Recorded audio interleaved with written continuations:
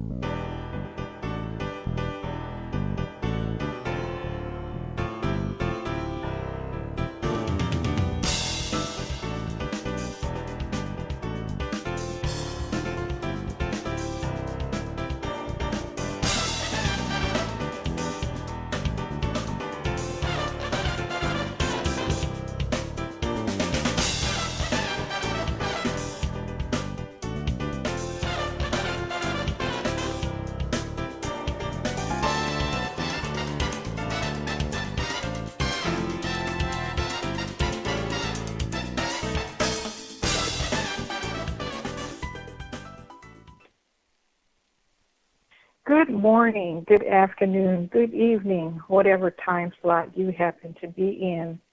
This is your host, Andrea James, and you have tuned in, by no mistake, to today's entrepreneur. I want to start out by thanking God that he woke me up early this morning. He woke me up several times, matter of fact, and I said, okay, well, I got to do my internet radio show today. So he is always with me. Mommy, Daddy, ancestors got an internet radio show.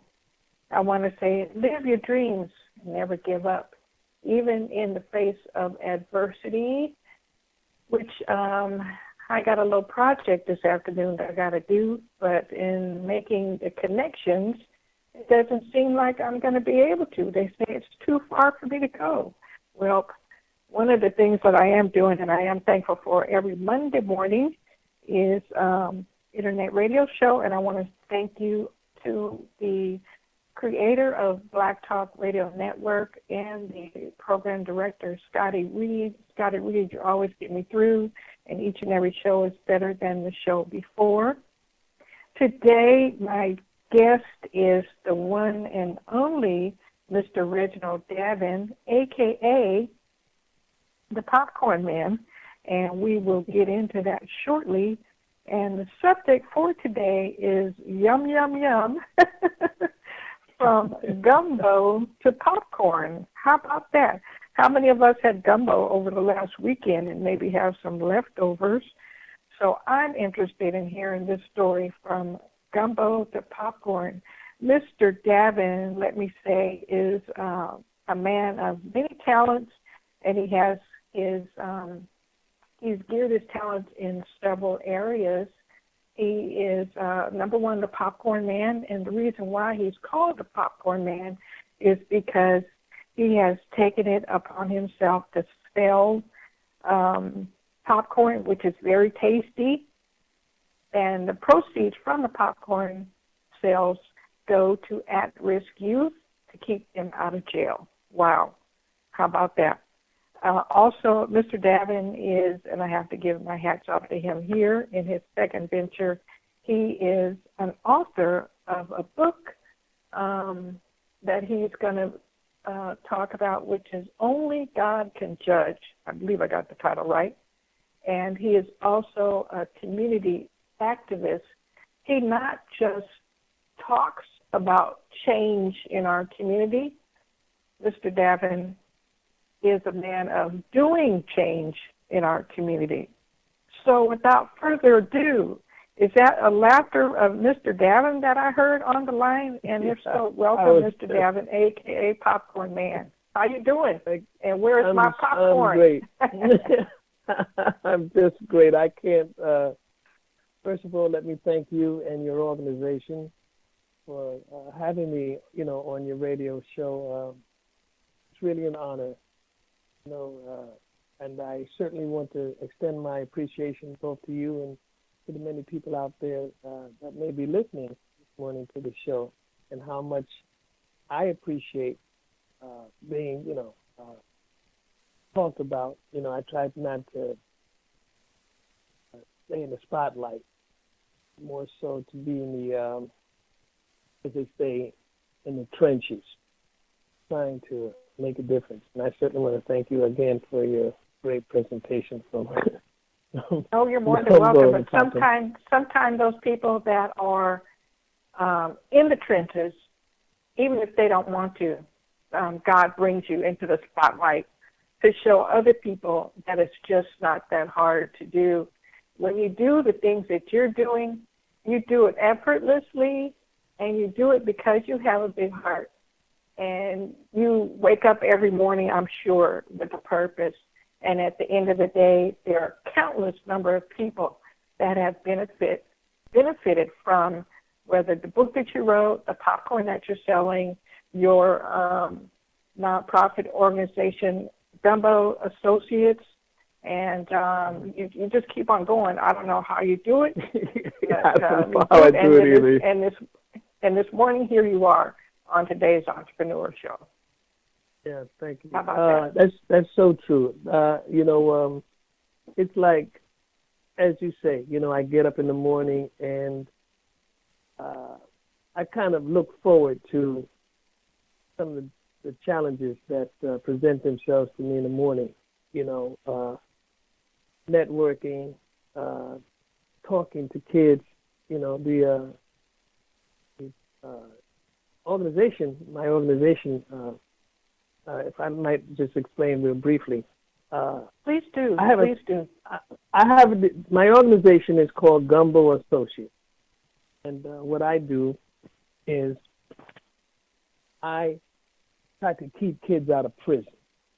And one of the ways in which I do that is, as a professional chess player, I try to use the game of chess to teach kids how to make good decisions. And I also try to get them to develop critical thinking skills, because I believe that chess can be instrumental in helping young people become successful in life, because there are principles in a chess game that are very much applicable in our lives. As for example, chess has 3 phases to the game. The first phase is called the opening. The next phase is called the middle game, and the last phase is called the end game. And as many people very well know, life and success is predicated on the idea of how we start, how we continue, and how we finish. So with those 3 elements in my curriculum, I try to teach the kids how to begin their day, how to continue going, and how to try and complete projects and ideas and different things that they like to do. So that's pretty much the basis of my organization. The reason I call it Gumbo is because I deal with all kinds of kids, different ages, different backgrounds, both male and female, and so on and so forth. So I came up with that idea because gumbo is a food that has a lot of different types of meat and ingredients in it. So that idea kind of caught on for my organization. Hopefully I'm explaining to everybody that's listening one of the reasons of how Gumbo Associates works. How's that? Well, you got me hungry, and I'm thinking about gumbo and popcorn, but it's a lot deeper than that. Does gumbo and popcorn, does that get people to really thinking, especially when you tell them that you don't have a restaurant, it's not recipes, it's about helping people? Yes, well, yeah. Well, let me share this with you. The Gumbo organization was up and running. I've been in existence since 2007, and I'm located here in Los Angeles. And my information website is www.gumboassociates.org, and my business number, for those that are listening and may have a pencil or piece of paper, my business number is area code 323-675-4261.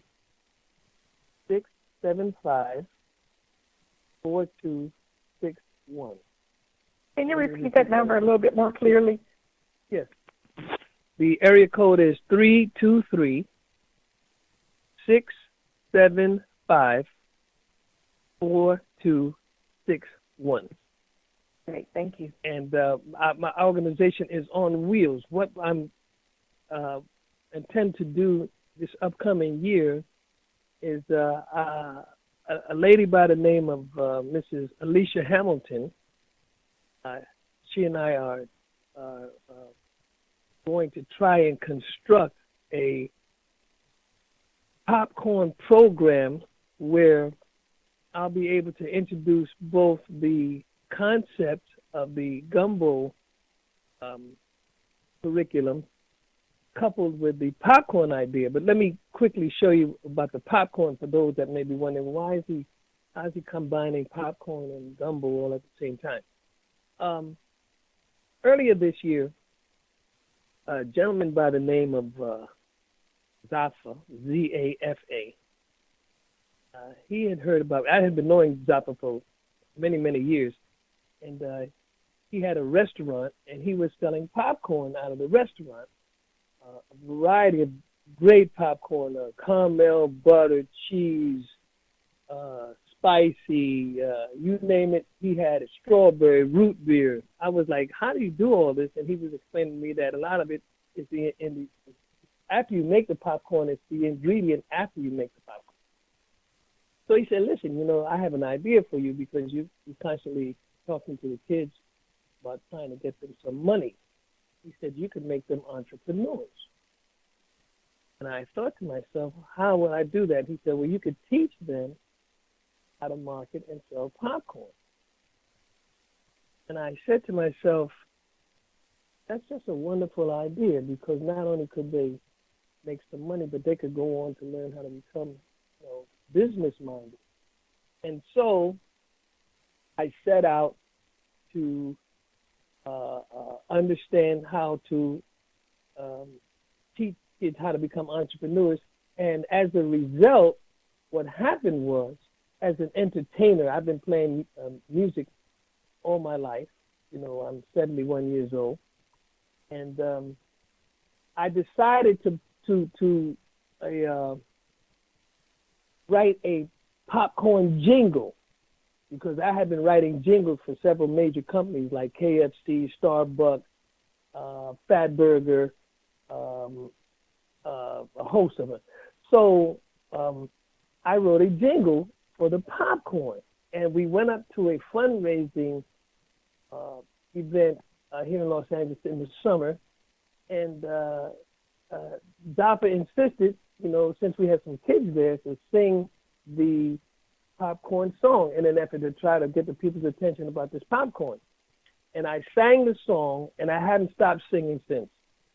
The song caught on. People that were in the audience began to videotape me. Then a man from out of Pasadena suggested that I come up there and explain my program and show. So I went up there, and before I knew it, I was writing more popcorn songs and introducing the program, and it just exploded. Then I met another man. He had me come and do the Pasadena parade last year. I wasn't in the actual parade. What I did was I'm from New York, and it didn't dawn on me that when people go to the Pasadena parade, that they sleep the night before in an effort to get some good seats as the parade passes them. So after finding out that the people were going to be, camped out on the street, I got permission from the city hall and the police department to introduce some music and some popcorn. And they said, well, are you selling the popcorn, Mr. Davine? And I said, no, I'm going to give it away in an effort just to introduce myself to the company. They said, okay, that's fine. So I camped myself out with all my music and popcorn on the corner of Colorado and Lake. And I stayed out there from about 5 o'clock, the 31st of December, until New Year's, January 1st, to about 5 o'clock. And I played music, and I played my jingles, and I played the popcorn songs, and I played a variety of music, which I feel blessed to thank my mother, who, when I was younger, was someone who enjoyed all types of music, So I was I was exposed to a variety of different types of music. So I used that teaching that my mother gave me to just have the people that were around me for 2 blocks. They were 2 blocks down one way and 2 blocks the other way and across the street, and I played a variety of music. And what warmed my heart was that the people came up to me and they said, listen, no one has ever played music for us while we sat here in the evening or early mornings waiting for the parade, and we want to thank you, Dad. And you played such great music. I played Frank Sinatra, Tony Bennett, the guests, going all the way back to, I can't even begin to think about it. You know, I mean, from hard rock to jazz to some music up to date, some Latin music, because there were Hispanic people out there as well. And people started making me tacos and giving me coffee to make sure that I didn't fall asleep, and the food. And I just had a wonderful, wonderful time. And I can't thank God enough, because just that alone made me really warmed my heart. And I was able to, and people began to make donations to me. They were saying, here, you know, take it. I would say, no. They said, no, you take it. Because I was explaining to them about my organization.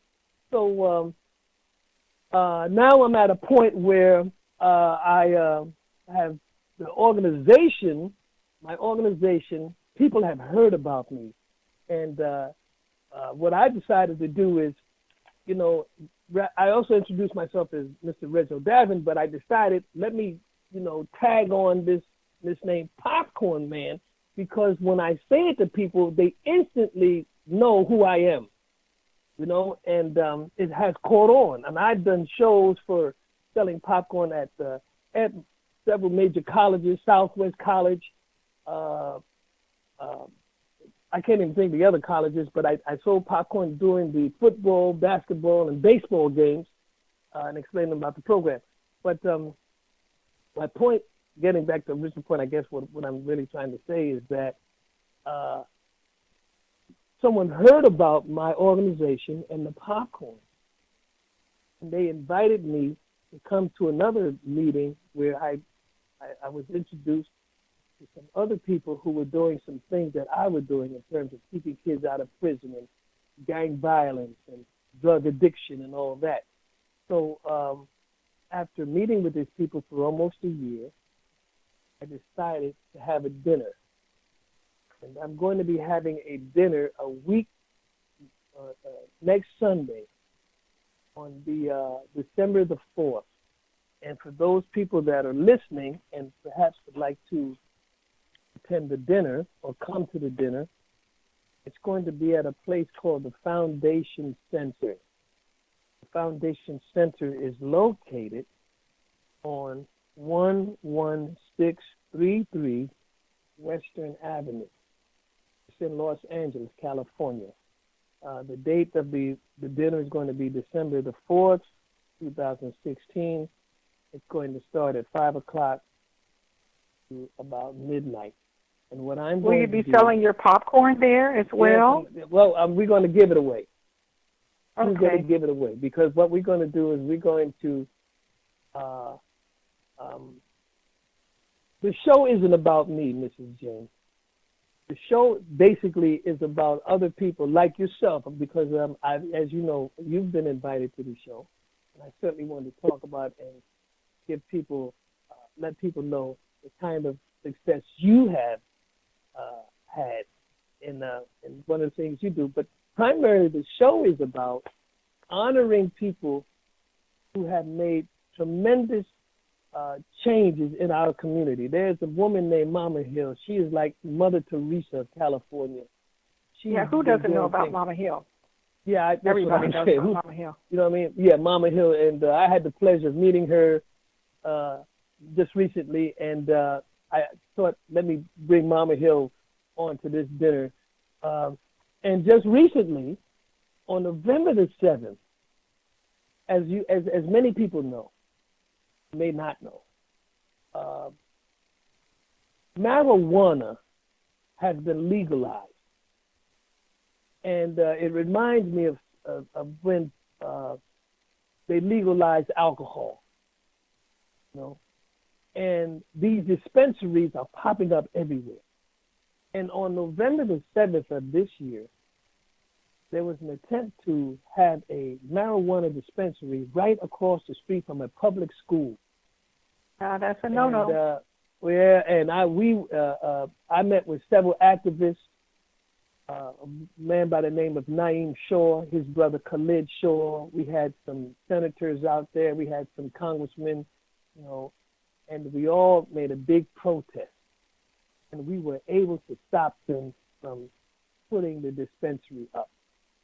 I have filmed footage of that protest, and so I'm going to be honoring both Khalid and Naeem Shaw for their gallant and courageous effort to, shut down these kinds of things.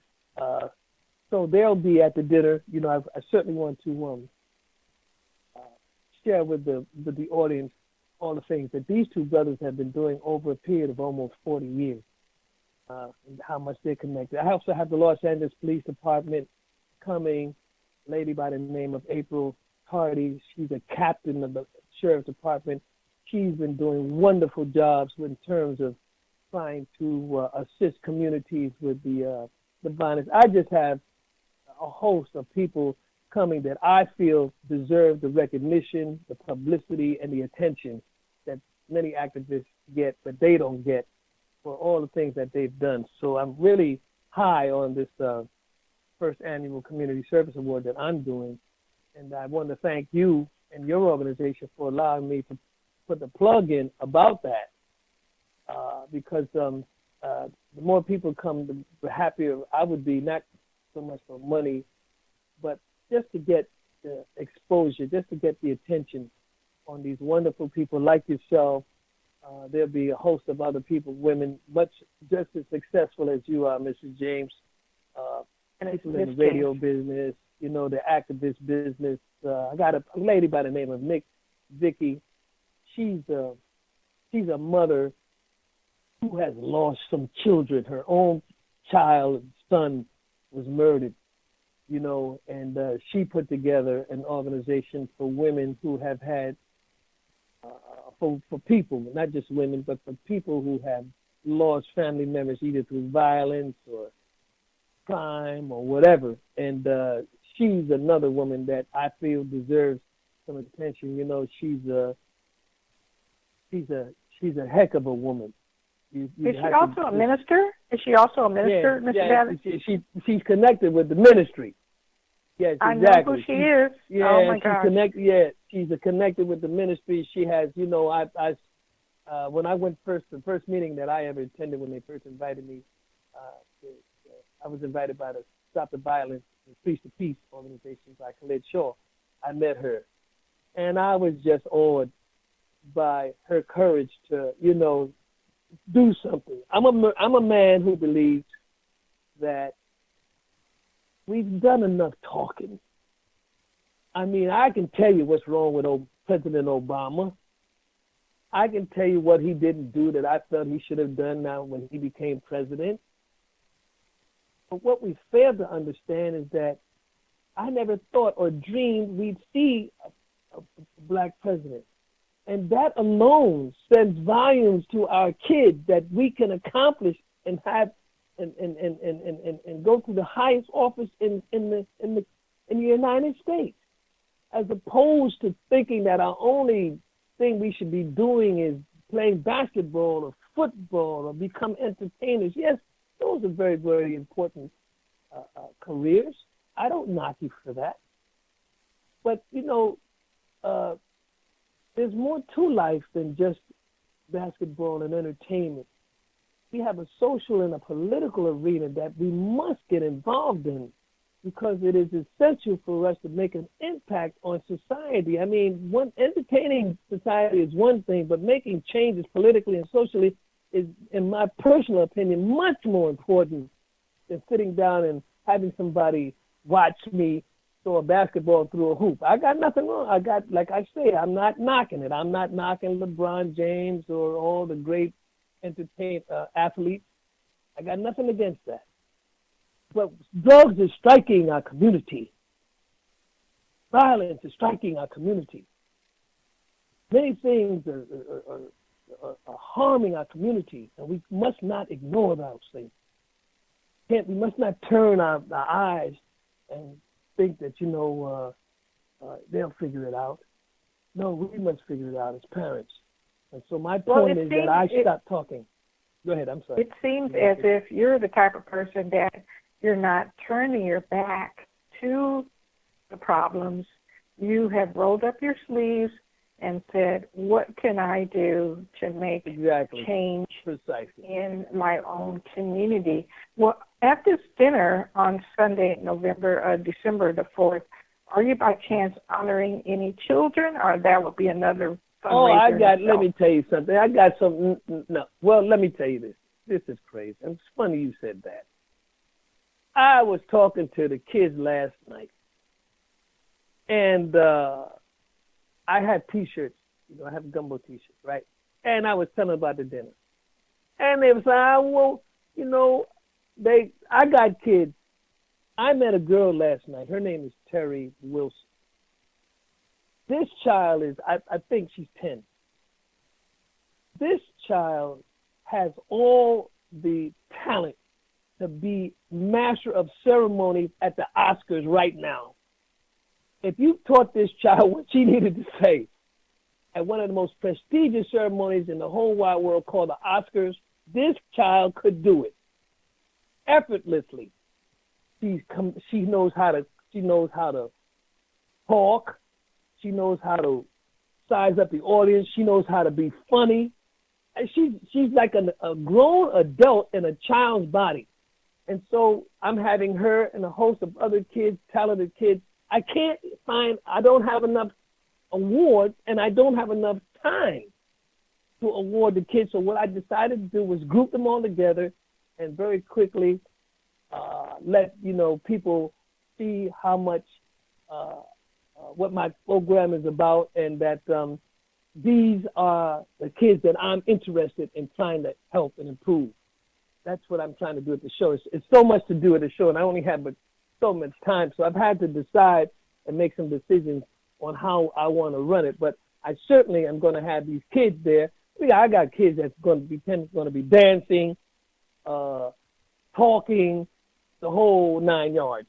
So it's not so much that I'm not going to be honoring them. It's just that they will be present at the dinner to help me send a signal about who it is Gumbo Associates is concerned about. This is the future. This is the future. One of the reasons why I chose this type of organization is I had a kid.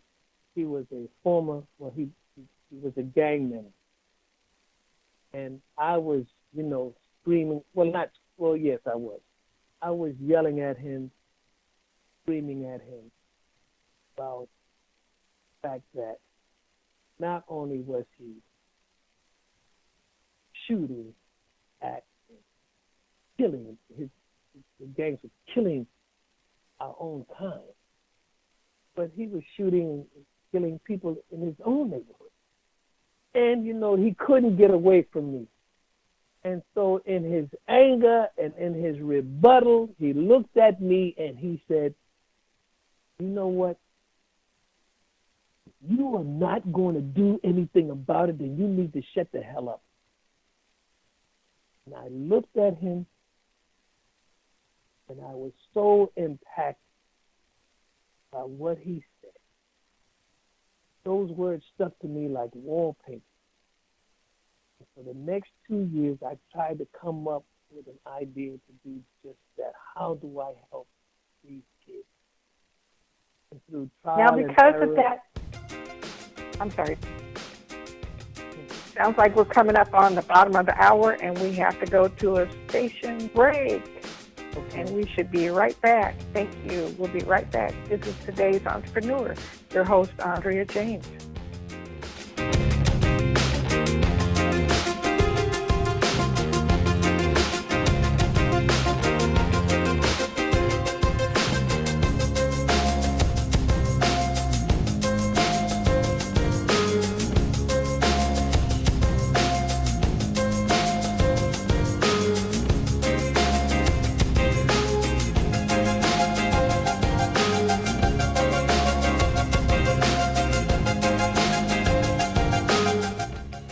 You are tuned in to Today's Entrepreneur with Andrea James.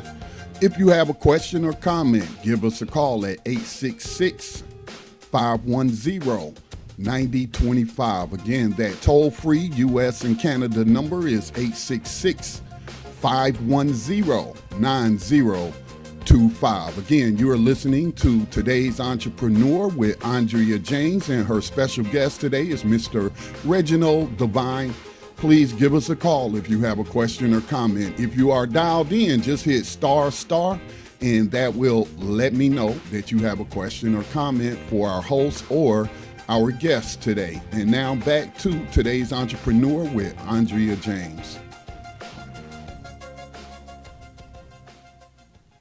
Thank you, Scotty. And let me correct, Scotty, that is our illustrious guest, Mr. Reginald Davine, a.k.a. the Popcorn Man. And before we went to break, one of the questions that came to my mind while you were telling me that story about that young man is,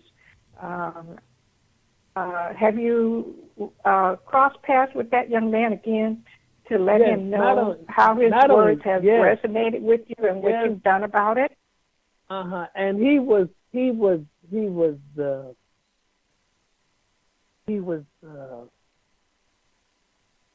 I wish I'm trying to think of the word. He was instrumental. Not only deeply impressed. Deeply impacted, you said? Yes, he after I went back to I met him, in a foster home, and I went back to him to share some of my ideas with him because, I was trying to say, listen, guy, what you said is cool. And, I'm trying to think about, maybe putting together a program that could help you get a high school diploma and all that. And I'm struggling to do all of that. And he said to me, he said, no, Mr. Davine, this is what I think you should do. And I said, what's that? He said, listen, you play chess really good. I said, okay, so what are you saying? He said, you need to come to the program, the foster home, and tell people you want to teach everybody how to play chess. He said, because a lot of kids don't get chances to go home. They have to stay at the place over the weekend. And you could come and show them how to play chess. He said, and once you do that, and then you can bring whatever else you want to say to the people. He said, but you could use chess as a way of getting inside rather than try to tell the place people that you want to give them a high school diploma and all that. He said, because once you say that to the people, then they're going to be asking you, do you have education background and all that? I thought this kid was a genius. He said, yeah. He said, so if you just come in with the chess program, you could do anything you want to once you got inside. He said, we got 1 million places that you could go to, juvenile hall and do that. And so he was the one, not only did he turn me around with his remarks, but gave me the insight and understanding how to bring my program into him. So it was like a blessing to have met this kid. And he began to get involved in the program, and he was very instrumental. And there would be some times in which I went, the kid they would be rough and talking, and he'd say, man, let's shut up, you guys. And he knew how to get order, law and order at the place. So he was very instrumental. We became very close. He's out now. He's working, doing great things, So it's just funny how God can bring a situation to a person, and bring the good out of something. You never know how God will work and come into your life, and I say that having met you. I remember how our starting back way back and how much you've been very instrumental in helping me in so many different ways. So, yes, I'm to answer your question. Yeah, he's Stephen is he changes his name. He doesn't want people to call him by his old gang name, and he's doing well. He's doing well, and I'm happy that I was able to listen to him, take his advice. Here's someone that could have been my son. Right. It sounds like you were very instrumental in changing his life at that particular time. The fact that you followed up with him to let him know that what he said to you was very timely, and a light bulb went off in you. It ignited a flame in you, and you had to go back to tell him what he did for you as well. But you both seem to resonate with each other. And what you've told me in other conversations, that you have gone into really gang-infested areas and really changed the areas that you've gone into. But I want you to tell the people one more time, because we're going to switch reels real quick here, and I want you to talk about the book that just came out. But please give the people the name, the address, the cost of the tickets. Can they pay at the door? What the cost of the tickets is, real quick, before we switch reels to that exciting book. So certainly will. Once again, the date will be Sunday, December the 4th. The time will be 5 o'clock in the evening. The place is called the Foundation Center. The address is 11633 Western Avenue in Los Angeles, California. Let me say this. Didn't you say it was in Gardena? No, let me. Yeah, I'm about to explain it to you. If Los Angeles, there's a street called Imperial Highway and another street called Western Avenue. They cross. Imperial Highway goes east and west. Western Avenue goes north and south. They cross at an intersection.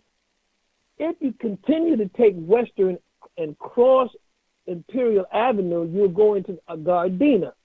But on the corner of Imperial and Western is the college called Southwest College. If you go a half a block more south, you will run into the Foundation Center. Across the street from Southwest College is a host of stores called Food for Less, Home Depot. I can't remember all the stores. But the Foundation Center used to be, from my understanding, a bowling alley. I talk to people who say, "Oh, I know where that place is because it used to be a bowling alley." So they converted it from a bowling alley to what we call a 5-star multiple event center. So that's why it's called the Foundation Center. It's where people have banquets, weddings, dinners, so on and so forth. So that's where this is going to be. If I've helped people who are listening understand the location of the place. The donation at the door will be $20. I'm sorry, how much, Mr. Davine? It's going to be $20. $20 at the door. $20 at the door. And I thought that I was reasonable, because people in our community, we don't have a lot of money. I'm not knocking, other events, but when I hear somebody tell me it's $75 at, a ticket, I think, who's got that kind of money? We're all struggling. So I decided to come up with what I thought was a reasonable amount of money to come to a big dinner. And I plan to do this yearly. I mean, I said this, I plan to say this at the dinner. I want to say this real quickly. Number one, when Walter Payton, a very famous athlete, said during the interview, he said, out of all the awards I've ever received, I always wanted to be on the Wheaties box. He said, I wanted to be on the cereal box because Wheaties had a way of putting athletes on the front of their boxes. He said, I always thought that Wheaties knew the real, true athlete. He said, so I always wanted to be on the Wheaties box. So I'm saying that to say this.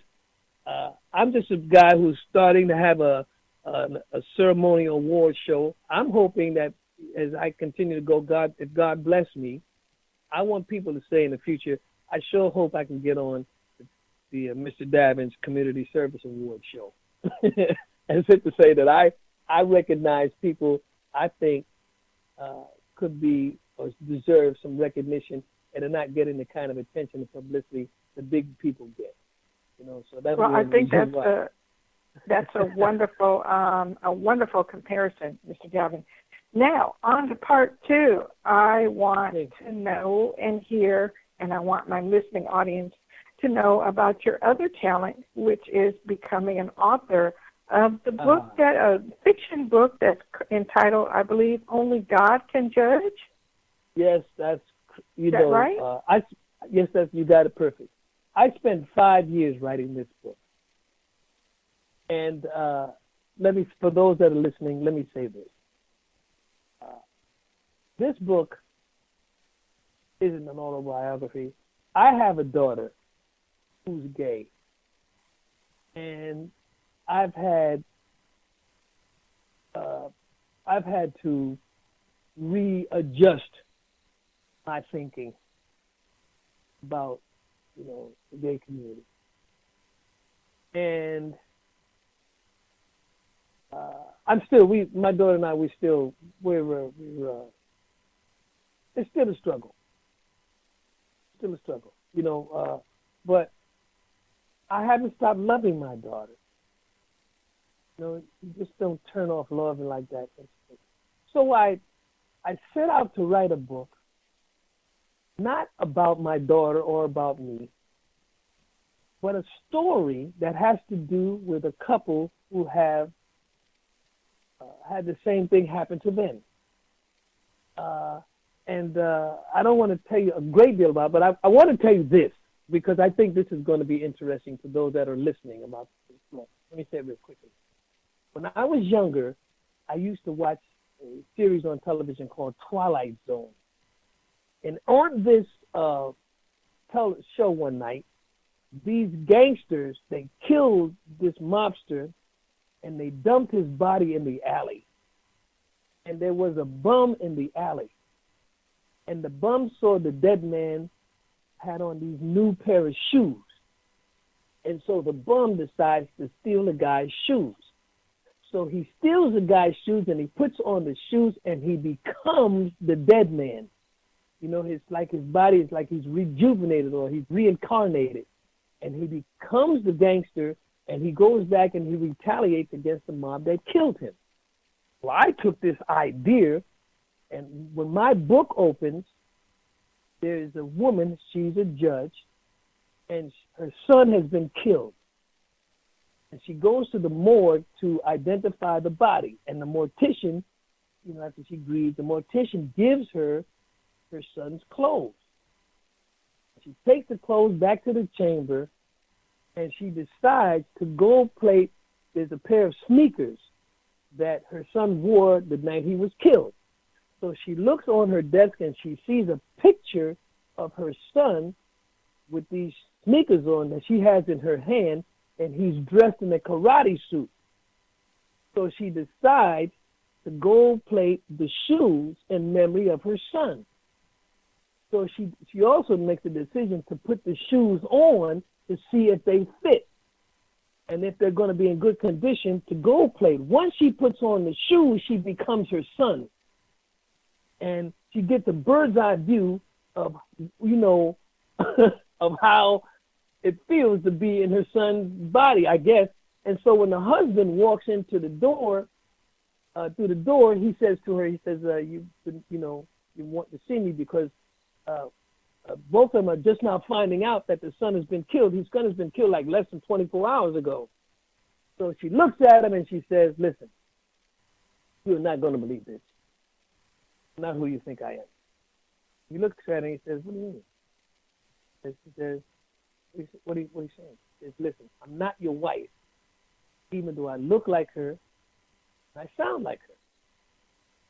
So he's smiling, so he thinks it's being funny. He said, okay, well, you're not my wife. Who are you then? He says, I'm your son, Thomas. And he looks at her and he says, listen, there's no time to be playing around. Thomas is dead. You got to get over this and all that. So she screams, I'm not dead, Dad. I'm telling you, it's me, la-da-da-da-da-da-da-da. And he grabs her in an effort to try to make her realize that she must be going to have some psychological, something's wrong here. And they get into this fight because he knows karate. And when she pushes him down and she tackles him, and they have this great wrestling match, she sits on top of his chest and she says, "Don't you remember, Dad? We had the same fight when I was a kid, and you called me a sissy." And he knows right then and there that this is his son because nobody was on the patio that morning when they had a fight. And so the story begins. And wow, they go that's through. Already, they go. it they already go through sounds the struggle. like a. It already sounds like a page turner. Crazy. Yeah, right there. And, wow. Yeah, and they talk about his gay stuff, and he really, the father is so taken by the fact that now he's talking to his son about something he felt he should have been talking to him when he was alive. And it goes back and forth because the next chapter I go back in time to explain how the shoes are the thing that triggers this reincarnation. Then I come back to the story and then there's other things going on because the mother and the father are wanted for murder by another country. The mother's a Muslim, the father's a Jew. It just goes on and on and on and on. And I just thought that both parents in this book learned one important lesson. And this is the lesson they learned. That in spite of how we feel towards other people, towards situations, let God be the judge. I say that to say this to those that are listening. Let me give you a scenario.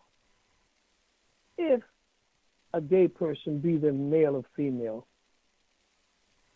was a brain surgeon and had saved many, many lives in the course of his career as a surgeon. If your child, God forbid, was injured in a car accident or something and needed a brain surgery operation, I'm sure it would not matter to you what personal lifestyle this doctor had. Your concern would be, can he save your child? And if he can and does, you'll be immensely grateful whether or not you think he's destined to go to hell or whatever it is. Let God judge you. Be mindful that a lot of times we are prejudiced about something or discriminative about something, or we don't like people for certain reasons and so on that. Try to find the good in people. Try to find the best in people instead of the worst. Remember that old thing about water. You can look at it and be half filled, half empty. Try to look at it from the perspective that it's just half full, not that it's half empty. When the sun comes out in the morning, it don't just shine on California. It shines on the whole earth, whether you think people deserve the warmth or not. We must be like the Bible says, like Jesus said, we must let our light shine on everyone, irrespective of what they are or what they do or how they do it. Only God can judge us. And when you understand that, you'll be better for it. And you will learn to love people because, God knows I, don't deserve all of his love of all the stuff I've done. But when we learn to understand how God operates, he's a forgiving God. He's a loving God. He's a gracious God. And when you understand that, you should have a whole different perspective about your neighbor. Jesus Christ said this here, and I'm going to end this because I know I'm talking long-winded. Jesus Christ said, the first commandment, is to love God with all your heart, with all your soul, with all your mind, with all your strength. He said in the second commandment is to love thy neighbor as thyself. He said there are no commandments greater than these two. To love your neighbor as you love yourself. So, if my neighbor chooses to do this or do that, that's on him. I'm not going to let that affect the possibility that we could be big friends. You know, I can go, a Muslim can go to a dinner, sit down with people. He doesn't have to eat the ham. He can still go to the dinner and enjoy himself. If they serving ham, he doesn't have to eat it. He can still go to the party and enjoy himself. But you got some people say, well, it's ham, I'm not going. Oh, they serving ham, I'm not going. Or they serving pork chops, I'm not. Just don't eat the pork chops, dummy. Well, this is a lot bigger than, it's a lot bigger than ham. It's a lot bigger than pork chops. And I want to ask you, in coming across the path of the children, that what would you tell a child today to give them advice that would carry them through the rest of their lives in the event that they're at-risk youth, or they're thinking about being involved in gangs, or they live in a gang-infested neighborhood, but they say, I'm not conforming to that, I got to do better? What would you suggest to them to keep them on the straight and narrow, that they would not be a product of their immediate environment? What would you tell them? Okay. I'm glad you asked that. Your closing remarks. Number one, I've come to understand, Mr. James, Andre, this program isn't for everybody. Can't save everybody. You lose people in an effort to try to get other people. You put something out there, you hope, it'll work. But what I would say to a child, and this is what I've said to many, many, many children, two wrongs don't make a right. Okay? Situation here is wrong, or the circumstances are wrong, or whatever it is wrong. Don't you be wrong. Don't you let this affect you. And I've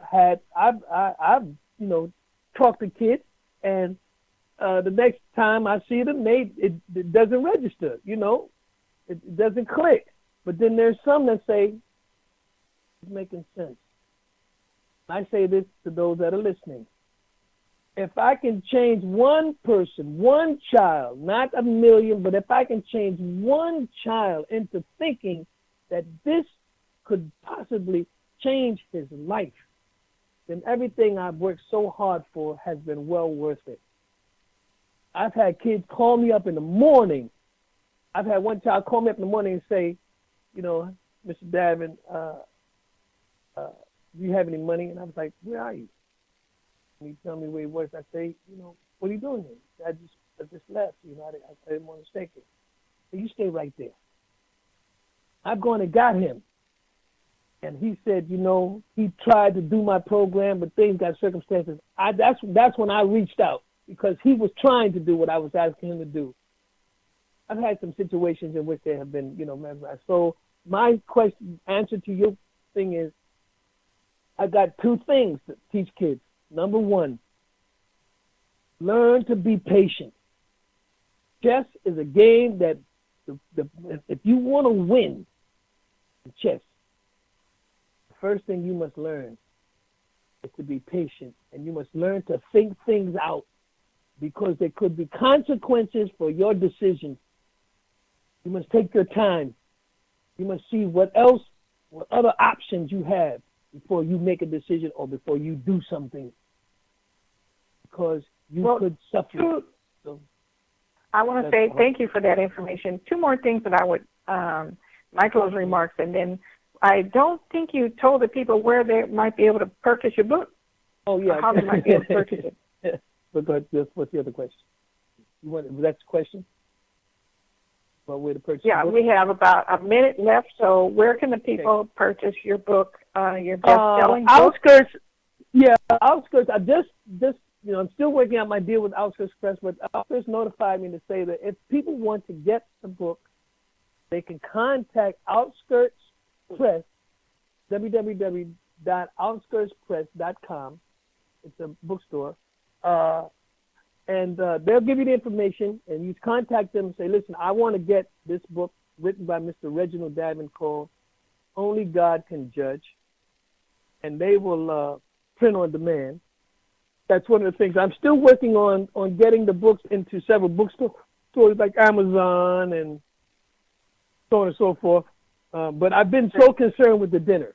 So that's why. But if you have my phone number, so contact me, and I will show you how to get the hold of the book. You can give out your phone number one more time, Mr. Davine. Please give out your phone number.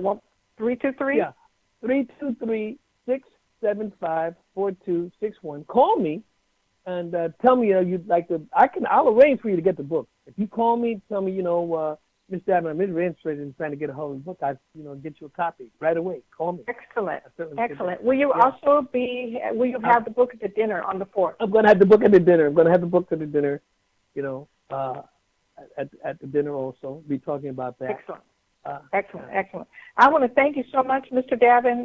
You're just the tip of the iceberg in the story from Gumbo to popcorn. Mr. Reginald Davine, a.k.a. The Popcorn Man. And I just want to say, for those who are interested in being a part of the listening audience for today's entrepreneur, you can text the word today to 323-672-4949. Text the word today to 323-672-4949, and you will be a part of today's entrepreneur texting list. And I want to say in closing that breaking the chains of poverty, creating bonds of prosperity, staying in the black by any legal means necessary. I thank you for your listening today, and we will see you next time. Thank you. And thank you, Mom.